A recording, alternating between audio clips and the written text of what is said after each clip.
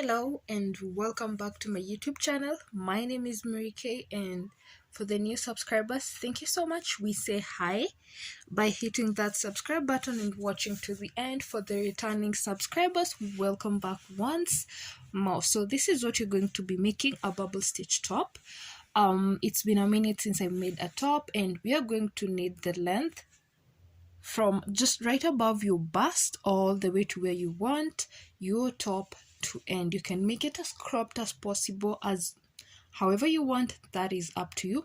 We're also going to need your circumference, or up to where you want it to end. And the trick that I normally use, especially for something that doesn't really stretch that much, especially for this pattern, we're going to be taking off 5 inches on our usual bust size.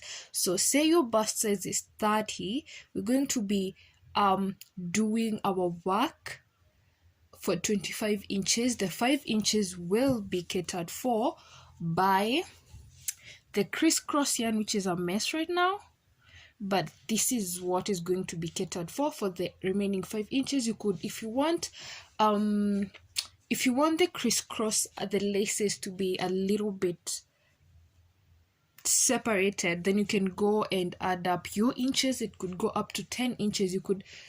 It really depends with your taste and what you really want, but that is the trick. You get to subtract the number of inches you want to take off at the back, which will be replaced by the lace. So now once you have that, what we're going to be doing, we have 2 ways of working this top. We can work it from one side going to the other side, or we can work it from the bottom up, or however you want to say it, but you can work it from the bottom upwards or from one side to the other. Now, I don't recommend the one side to the other, because that will make it, this is how it's going to be, and the stretch is going to be too much, and I want it a little bit restrictive so that the pattern pops. So the way we are going to be working on our top, you're going to be working from the bottom upwards. So grab your yarn, hook and tape measure, and let's begin. Okay, yarn, hook. And for the returning subscribers and my viewers, you already know we don't do the chaining row, but we start by making a slip knot.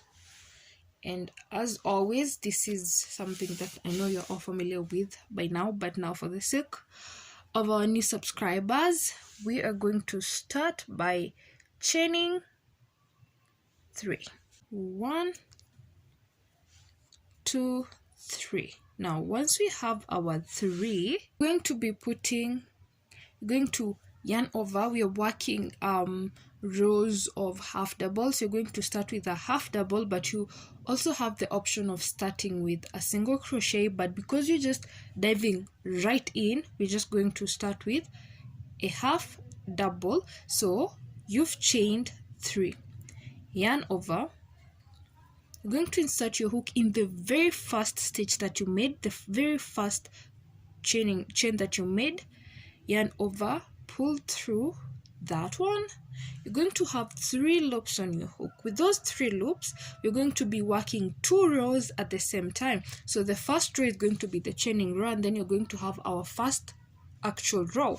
So you yarn over and you're going to pull through just the first one. You're going to have 3 loops again. So since it's a half double, you yarn over and pull through everything. That's how we're working that. Now to proceed, because you want to go upwards, you're going to twist your work. First of all, you yarn over, and then you're going to twist your work. There will be some very 2 loops at the end. That is where you're going to insert your hook in those 2 loops. Once you have that, you're going to yarn over, pull through 3 loops on your hook, yarn over, pull through the first one to make that chaining row, and then 3 loops again, yarn over, pull through those 3 loops to make your normal row for the half double.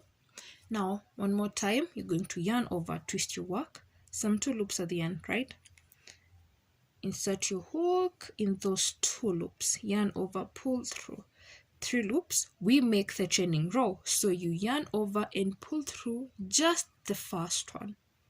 Okay, 3 loops, yarn over, pull through everything, yarn over, insert your hook in the 2 loops at the end, yarn over, pull through 3 loops on your hook. You're going to yarn over and pull through just the first loop to make the chaining row, and then yarn over, pull through everything, and that is the trick. So you're going to continue working on that. So for my case, I did 25-26 inches because I am working from the bottom upwards. As you can see, this is the work, it's all done. So this is just a sample. I'm going to continue make I'll make 10 rows and I'll meet you right back so that we can dive right in. So we already have our first row, so we are going now to start working on our right side. The right side is the side now that has the bubble stitches, so we're going to start directly by making those bubble stitches. So you're going to chain 2. With those chaining 2, you're going to twist your work and then yarn over, make your first half double in the next available stitch. You yarn over, insert your hook in both loops, yarn over, pull through 3 loops on your hook, and right now we're just going to make a normal half double. So you yarn over and pull through everything. That's it. Now after we've made our first half double, this is where we're going to start by making our bubble stitches, and this is how we make a bubble stitch. You're going to yarn over, insert your hook in the next available stitch, yarn over, pull through. Now once you have your 3 loops, you're going to yarn over and pull through just the first 2. Just the first 2. Then you yarn over in the same stitch. That is where you're going to still insert your hook, yarn over, pull through, then yarn over and pull through just the first 2, and repeat. You yarn over in the very same stitch, insert your hook, yarn over, pull through, and then you yarn over and pull through just the next 2. Then yarn over, insert your hook, yarn over, pull through, then pull through, yarn over and pull through the next 2. So you can do this as many times as possible, and the more loops that you have, the more bubbly is your bubble stitch. It's going to be more concentrated. So I prefer doing this 5 times, and if you do it 5 times, you're going to have 6 loops on your hook. If you do it 7 times, you're going to have 8 loops on your hook. So I have done mine 5 times and I have 6 loops on my hook. So if you do it 5, it's going to be a number top.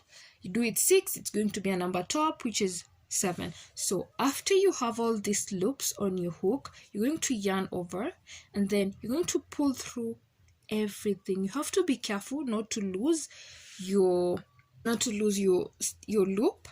Now once you've done that, you can use your finger to push it inside to create that bubbly thing, and then just pull the yarn as tightly as you can, and then it's going to create that bubble just by itself.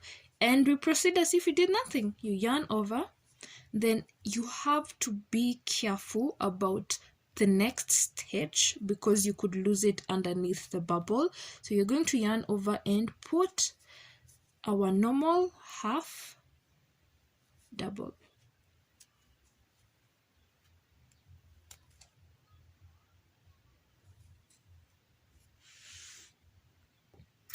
Now I prefer doing a bubble stitch, then 3 loops, and then a bubble stitch, then 3 loops. So you're going to 3 half doubles, sorry.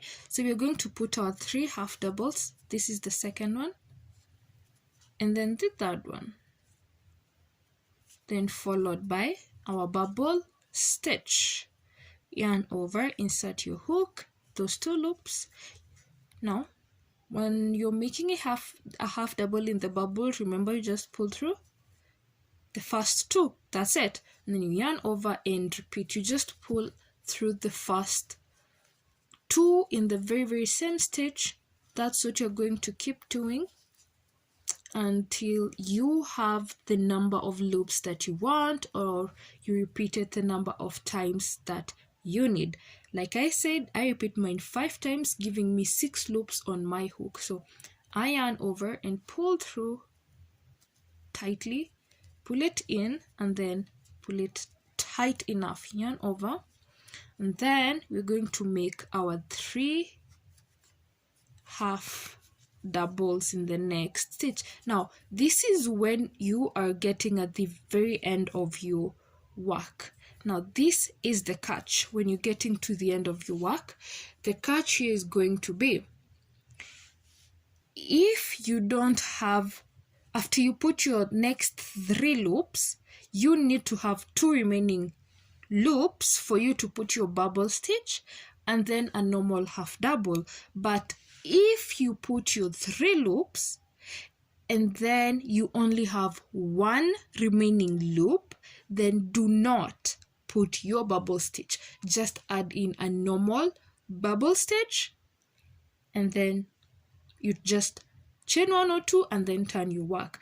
The reason for that is because, as you can see, we started by putting 1 normal half double at the beginning, giving our work these, our work is not pulled outside, but if we put our bubble stitch at the very beginning of our work, then our work would be pulled outside, making it unneat. So for my case, I am going to put one last stitch without putting my bubble, because I only have 1 remaining stitch, like I have said. So that's what I'm going to put, and we just proceed. Now once we have that, we need now to turn our work and start working on the wrong side, because now the right side is the side that has the bubble stitch, right? So we're going to chain 2.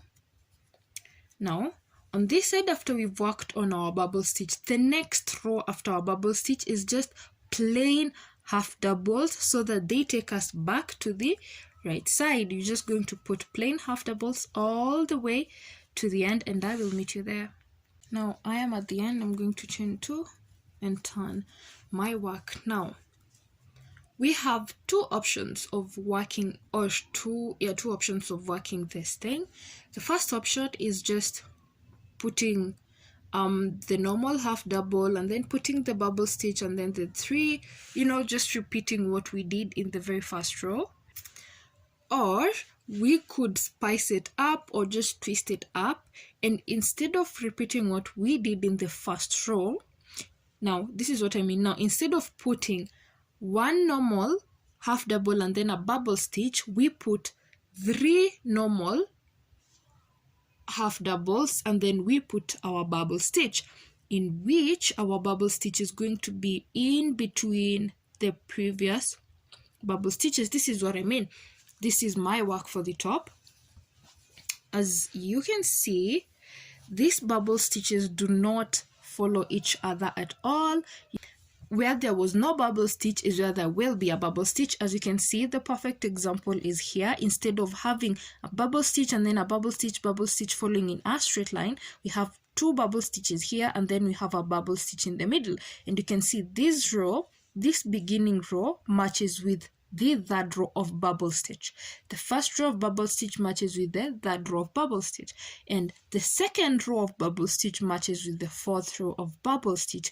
So what we did, we just disrupted what we did on the first row and just put our bubble stitches somewhere else to avoid them going in a straight line. I find it makes it a little bit better, but if you want them going on a straight line, then you'll have to repeat what you did on the very first bubble stitch row. But now we're going to work it the other way around. So we're going to do the opposite of what we did. We're going to put 3 half doubles to begin with, 3 half doubles, and then we put our bubble stitch, and like that you pull, then pull it tight enough, and then the next 3 loops, next 3 half doubles, sorry, and then you put in. Now as you can see, we have a few remaining. We have our 3 half doubles, and then we have our next remaining rows, so we can put in our bubble stitch without making our work unneat. So that's what you're going to repeat and continue. So I have 2 loops remaining, which is what I'm going to work in. And remember, ensure you don't lose your loops underneath the bubble. It's quite possible, which is going to stress you a little bit. Now, this is what I meant by disarranging what we did in the very first bubble stitch row. As you can see, they're not following each other at all. And I like it this way because I think it's way neater that way. As you can see, the way this top is, I think you can clearly tell they are not following each other. And that is just basically it. You're going to make it a 3-row repeat, first row of bubble stitches, which is going to be repeated on the 3rd row of bubble stitches. And then we have our normal row, which is being worked on the wrong side to bring us to the right side.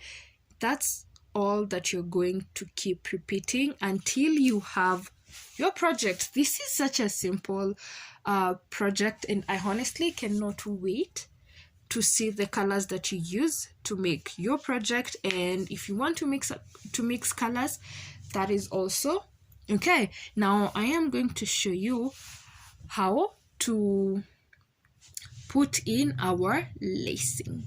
This depends with you and how you want it to be, but as for this top, if you want to get more support around the neck, as the picture I am going to show right here, this is what you're going to have to work with. It's best if you wear the top. It's best if you can wear the top, or if you have a mannequin, it would be easier for you to work it up. But now, like I said, in regards of the photo I have right here, this is how you're going to do it if you want more support. I just happen to have.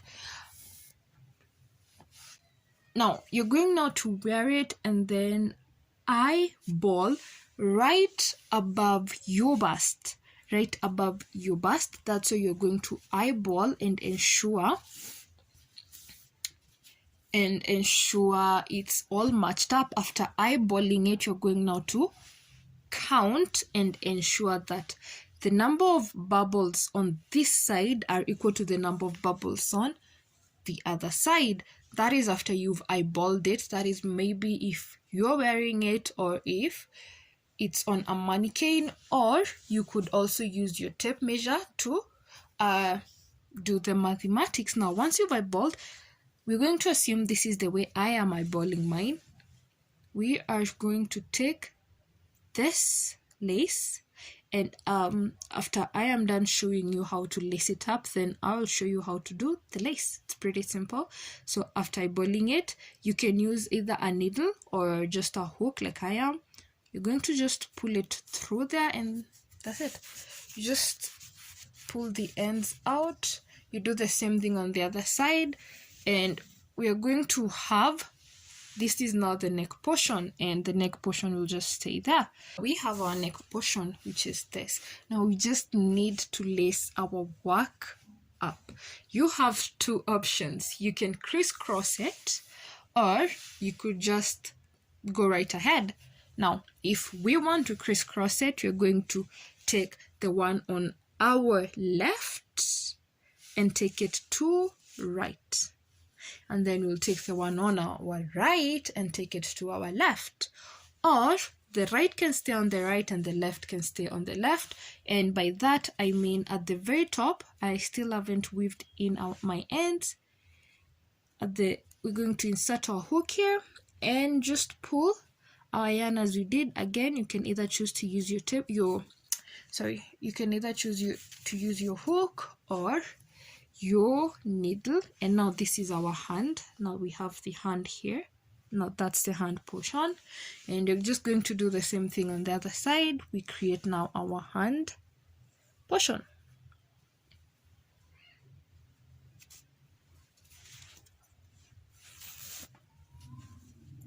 simple as that. Now once we have that, now this is where we start the crisscrossing if we didn't already do it from the beginning. Now the one on our right will go to left, and the one on our left will go to right.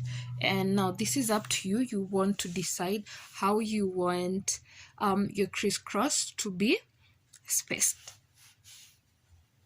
You can count up 1, 2, 3, 4. You can count the bubbles on the third or probably the fourth. That is where you're going to put in your bubble, your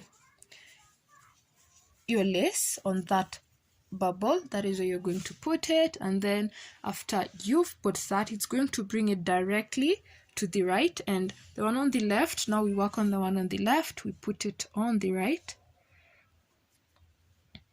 And after we pull it, it's going to directly take us to left again. And that is what you're going to keep repeating.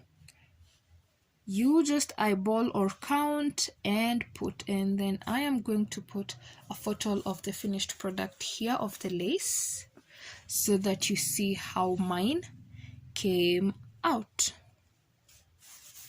Okay, yeah, you're just going to continue making that, and the crisscross makes it so much prettier to look from the back. Now let me just show you how you're going to make the lace. And the lace is just chaining. Literally, it's just chaining row, the way we would start our work. If you don't start it our way, it's just basically that, just chaining rows, which I'm going to show you right now.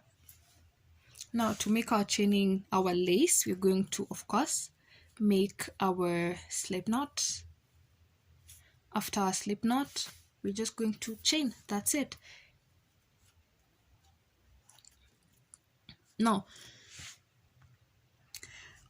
as for the length of the lace, you're going to just have to eyeball it, but I prefer making a really long chain. I would rather have it too long that it goes around my stomach, rather than having it too small that it's even too tight for us to tie it properly. So you're just going to make normal random chains, just normal chains, and the length is totally up to you, but I prefer going like a really long chain. You know, you could just work it as you go. That is also an option. But that's it. We have come to the end of the video, and if you have any questions, please do not forget to ask. If you haven't understood anything, don't forget to ask. But this was just a really simple thing to do. All that you need to know is basically the pattern. After you know how to work the pattern, then you just need your length, both the circumference and the height. That's all. And then you have your work, and then you just know how to lace it up, and you're going to be looking awesome in this top. And I can't wait to see the colors that you guys use. As always, thank you so much for stopping by and watching my videos. See you next week.